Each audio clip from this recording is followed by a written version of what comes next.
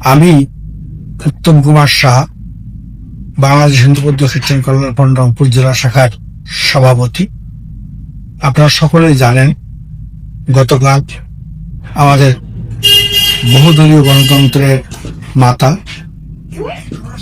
দেশনেত্রী বেগম খালেদা জিয়া ইন্তেকাল করেছেন। আমরা সকলেই গভীরভাবে শোকাহত।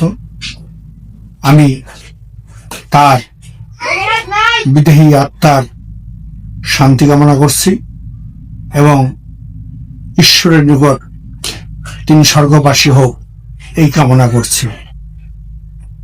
আর আমরা যে শোকাহত, সেই শোকটাকে আমরা শক্তিতে পরিণত করে আগামী দিনের রাষ্ট্রনায়ক শহীদ প্রেসিডেন্ট জিয়াউর রহমানের উত্তরসূরি জনাব তারেক রহমানের হাতকে শক্তিশালী করে আমরা এই দেশটাকে এগিয়ে নিয়ে যাব।